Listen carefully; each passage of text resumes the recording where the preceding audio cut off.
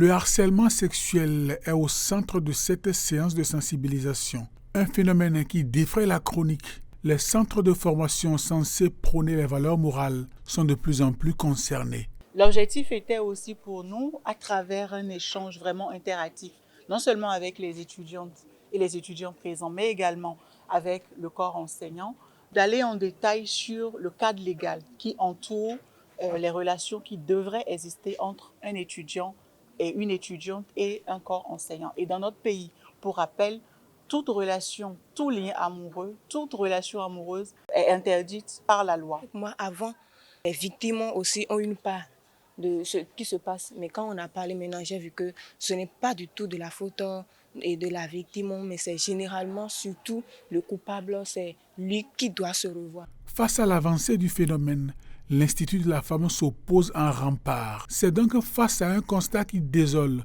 surtout dans les centres d'éducation, que l'Institut de la femme, tout en optant pour la répression, entre dans une démarche pédagogique. Nous avions déjà énormément d'autres séances dans le milieu universitaire par rapport au harcèlement sexuel, mais cela s'est avéré nécessaire par rapport à toutes les dénonciations qu'il y a eu et aussi par rapport aux dossiers qui sont en train de défrayer la chronique, qui prouvent vraiment que le harcèlement sexuel est une réalité. À l'université, il y a quelques cas isolés et il faut les relever, il faut accompagner les acteurs pour que on n'est plus de quel cas, parce que justement ça ne nous honore pas.